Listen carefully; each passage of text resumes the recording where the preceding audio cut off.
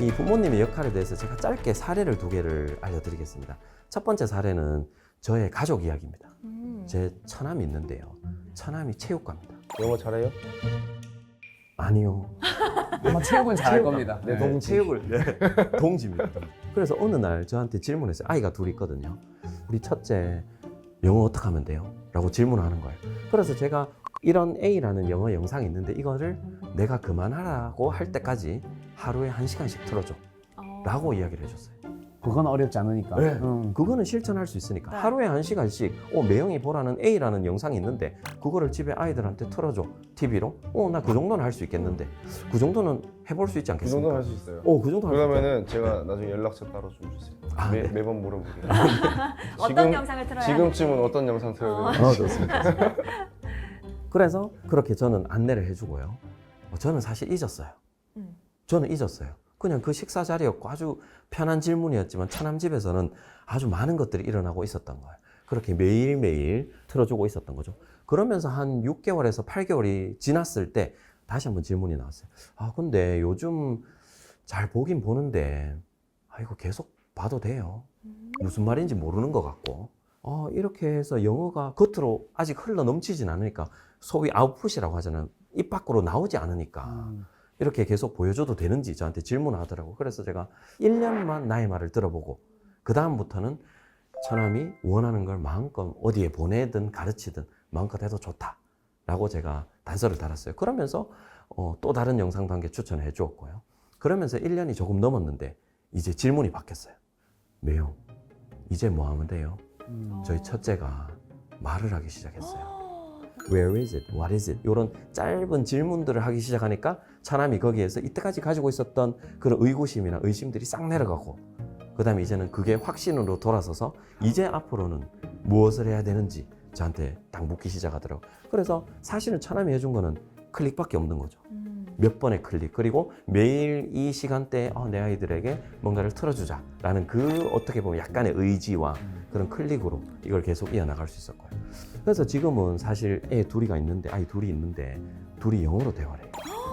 진짜 영어로 돼요. 처남은 집에서 해준 게 영어 측면에 있어서는 크게 해준 게 없거든요. 제가 잘 알고 있거든요. 네, 체육과예요. 그리고 이제 반대의 예시는 뭐냐면 부모가 영어를 잘하면은 아이 영어 교육에 도움이 될까요? 안 될까요? 당연히 되지 되지 않을까요? 안될 것 같아요. 부모가 못한다고 잘난 척하는 것 같아요. 정답입니다. 제가 강연을 가거나 혹은 이렇게 SNS 계정을 운영하다 보면 많은 질문들을 받거든요. 거기에서 영어를 가르치시거나 영어 교사이시거나 혹은 뭐 통번역가이시거나 영어를 전공하셨거나 이런 분들이 저한테 한 번씩 질문하시는데 공통점이 저는 영어를 전공했고 잘하는데 내 아이는 영어를 싫어합니다.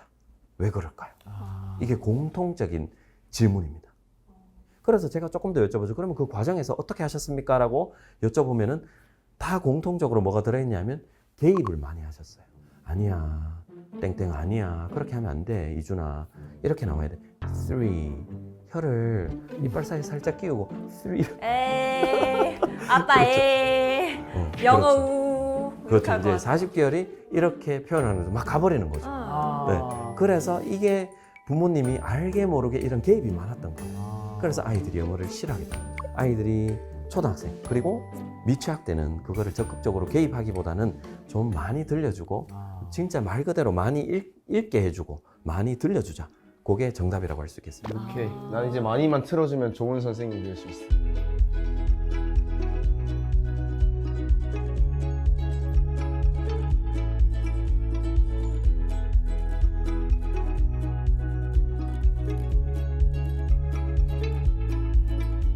자, 그러면 이제 미취학부터 이제 초등학교 고학년까지 이런 로드맵을 간단하게 제가 한번 훑어보도록 하겠습니다. 일단은 어릴 때, 미취학 때는 소리가 중심이겠죠.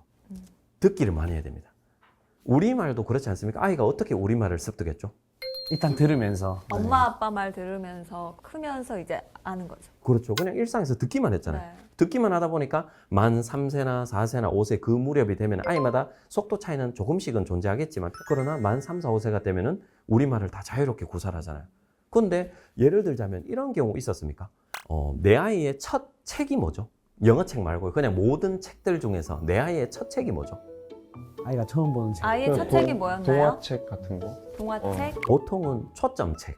아, 여러 가지- 초점책. 네, 맞다. 초점책. 맞죠. 초점책. 그게 뭐예요? 예, 그게 뭐예요? 초점책이 뭐냐면 눈 이렇게 초점 맞추는 아. 책이 있어요. 흑백으로 이렇게 아. 도형 같은 거. 네, 네. 맞아. 초점책 다음에는 보통은 이렇게 이 오감들을 좀 더 많이 활용할 수 있도록 헝겊책이나 바스락바스락거리는 그런 책들. 개구리 같은 거 네. 튀어나오는 게 아. 이렇게 막 만지라고. 막 소리 나고 뭐 그런 책들을 활용할 수도 있고요. 그런데 만약에 이런 가정이 있을까요? 부모로서 생후 한 6개월에서 한 12개월 정도 되었는데 이제 초점택 뗐으니까 이제 너는 기억 니은 디귿 리을 해보자. 어차피 그것도 초점이지 않는가? 이런 부모가 있을까요? 없을 것 같아요. 없잖아요. 그냥 우리가 상식적으로 생각해도 내가 내 아이에게 초점택 다음에 바로 가나다라? 이거는 보통 말이 안 되잖아요. 만 1세인데 이제 돌밖에 안 됐는데요. 그런 경우는 거의 아예 없잖아요. 그런데 영어는 그렇게 하시는 분들이 생각보다 많아요. 아, ABCD부터. 들려주지 않고 ABCD부터 하는 아하. 분들이 상당히 많다라는 거죠. 우리 엄마가 그랬어요. 네. 제 기억납니다. 벽에 그 단한 종이 붙여놓고 ABCD 막 알려주고. 애기 때. 그렇죠. 그래서 일단은 그게 꼭 필요 없다는 건 아니지만 일단은 듣기가 충분히 확보가 돼야 된다.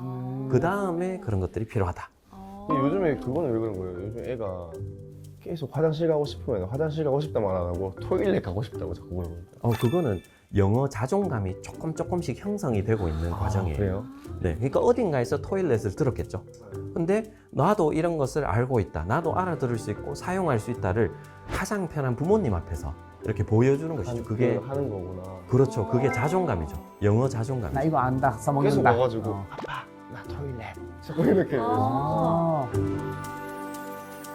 만 6, 7, 8세가 되면은 이 무렵에 아이마다 편차는 있겠지만 어느 정도 들은 아이들은 이제 문자에 서서히 관심을 가게 됩니다. 문자에 관심이 가게 되겠죠. 그래서 우리 나이로 한 6, 7, 8세 정도 되었을 때 문자 교육을 하시면 좋겠죠. 근데 또 제가 6, 7, 8세라고 말씀을 드리면 또 6세만 생각하시는데 이게 7, 8, 9세도 괜찮습니다.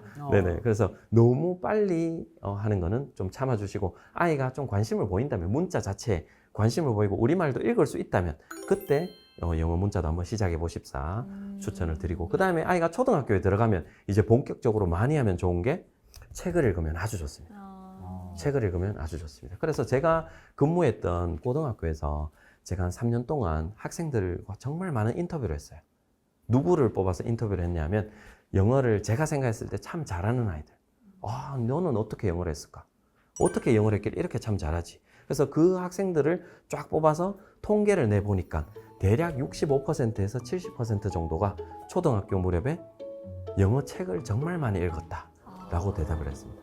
학습서가 아니고 영어 책을 정말 많이 읽었다라고 대답을 했었거든요. 그래서 여러 가지 측면에서 미루어 짐작할 수 있겠지만 이런 초등학교 기간에 영어 책을 활용하는 것은 정말 좋다. 그리고 영어 습득이나 학습에도 크나큰 도움이 된다라고 할 수가 있겠습니다. 그러면은 네. 그 친구들이 말했던 그리고 선생님이 말하는 그 영어 책이라 하는 게 네. 초등학교 고학년생이라고 치면 약간 원서 같은 그런 느낌인가요? 네네, 영어 책은 여러 가지 종류가 있는데요. 이것도 원서입니다. 이 책도 원서이고요. 그쵸, 그 다음에 그쵸. 영어 읽기를 조금 더 유창하고 정확하게 단계별로 할 수 있는 그런 리더스 북이라고 있는데 그런 것도 원서고요. 그 다음에 우리가 흔히 알고 있는 해리포터 같은 것도 원서입니다. 소설책이고. 그래서 영어 책이 종류가 많은데 아이 수준에 맞는 그런 책들을 다량으로 활용하면 좋고 그리고 영어 책은 종류가 너무 많아서 내 아이가 좋아하지 않는 영어 책은 없어 라는 건 틀린 말입니다. 왜냐하면 종류가 너무나 많거든요. 그래서 아이의 기호나 관심사에 맞게 그리고 수준에 맞게 많은 영어 책을 활용하는 게 필수적이다라고 할 수가 있겠습니다. 네. 그래서 이제 초등학교 기간에 영어를 많이 접하고요.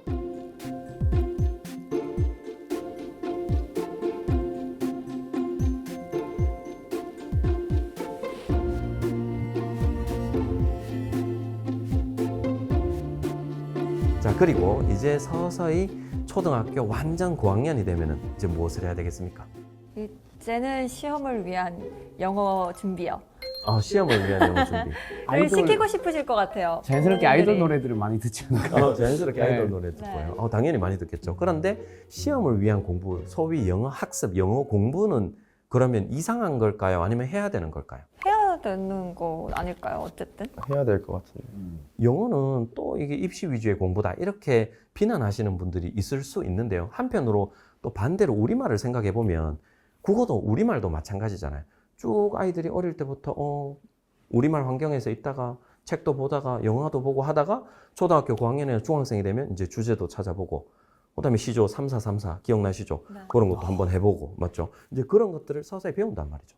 그러니까 우리말도 학습을 하듯이 영어도 학습을 하는 것이 필요하다라고 할 수가 있겠죠. 그러면서 중학교 때 영어 문법도 하고 단어도 외우고 그런 것들을 쭉 이어나가게 되는 것입니다.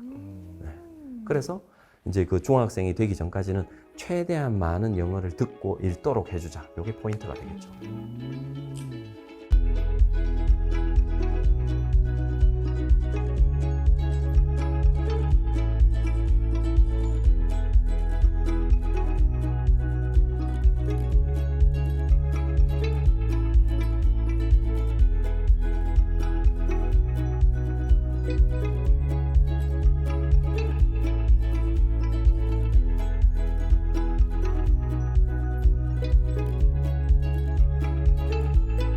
자, 그러면은 이제 이런 우리나라 교육 과정 속에서 영어 노출이라 하면 영어 영상을 활용하거나 영어 책을 활용하는 것, 요것과 그다음에 영어 학습, 그 비중의 변화를 쭉 이 그래프를 통해서 한번 보여드리도록 하겠습니다. 지금 파란색 부분이 노출이에요. 일단은 이 미취학 기간에는 절대 압도적으로 높은 비중을 노출로서 할애하고 있는 것이죠. 그러면 영어 영상이나 영어 책을 많이 활용하면 된다라고 정리를 할 수가 있고요. 그러면 나머지 그 10%는 뭡니까? 라고 질문하실 수 있잖아요. 그 10%는 뭐겠어요? 의미 연결 학습. 6, 7, 8, 9세 때 어떤 아이들은 무엇을 할 수도 있죠? 이제 서서히 문자를 읽을 수도 있잖아요. 네. 그래서 그 문자들을 읽는 게 그 10%가 될 수도 있는 것이죠. 그리고 이제 초등 저학년에 올라가면은 이 학습의 비중이 막 늘어날 것 같지만 사실 학부모님들이 이제 초등학교 갔으니까 단어도 좀 외우고 문법도 해야 되지 않는가라는 질문을 종종 주시거든요. 그러나 초등학교 들어간다고 달라지는 것이 아니라 초등학교 들어가도 현재 하던 그 방식을 꾸준하게 유지해야 되는 거죠. 현재 듣던 것, 그 다음에 보던 것 계속해서 많이 보고 그 안에서 난이도가 서서히 올라가겠죠. 네, 방식의 변화는 없다라고 할 수가 있고요. 그 다음에 초등학교 고학년이 되면은 제가 추천드리는 건 문법을 한번 훑는 것은 괜찮다. 라는 문법을 거. 이때 시작해도 괜찮다는 네, 초등학교 한 말씀이신가요? 5학년에서 6학년 정도 된다면 그런 문법 용어라든가 문법을 아주 자세하게 하기보다는 한번 친해지는 거죠. 맛보기로 이런 것들이 있구나라는 것. 그래서 문법을 살짝씩 이렇게 한번 훑고 중학교에 들어가는 것은 현실적으로 큰 도움이 될 수도 있다라고 말씀드릴 수 있습니다. 그래서 약간의 비중이 더 늘어나고요. 그 다음에 중학교에 올라가면은 특성상 학습을 많이 하게 되겠죠. 네, 문제도 풀고요. 그 다음에 시험도 이제 치니까요. 시험 공부도 해야 되고 학습이 많아지지만 그래도 중학교 기간에는 조금 아직까지는 독서의 시간을 조금 더 할애해주자. 라는 의미에서 아직까지는 그래도 파란색 습득이나 그런 독서, 노출 거기에 양이 좀 있는 것이고 고등학교에 가면은 이제는 하고 싶어도 못합니다. 그렇죠. 네, 하고 싶어도 못합니다. 그러니까 선수들, 야구 선수들도 마찬가지로 고등학교 가면 정말 이제 훈련에 매진해야 되듯이 이제는 그 인문계 고등학교에 있다면은 정말 입시를 위해서 시험 공부를 해야 될 때니까 그때 가서 나 하루에 2시간씩 미드 봐야지. 그때 가서 제가 하고 싶었던 거예요. 네. 고등학교 때. 그때 가서 하루에 한두 네. 시간씩 뭔가를 해야지 이럴 현실적으로 여유가 없다는 네, 거죠. 불가능하겠다. 네, 근데 네, 또 참 그 여유가 나이 없다는 되면 또 그게 하고 싶거든요. 그렇죠. 갑자기 네. 막 뉴스 보고 싶고 네. 맞죠. 네, 책 읽고 싶고. 미드 막 자막 없이 보고 싶고. 네네. 사실 그렇죠. 그때는 공부 빼고 다 재밌거든요. 맞아요. 맞아요. 네. 아쉽네요. 그래서 이제 이런 그래프로 이렇게 흘러가게 되는 것입니다.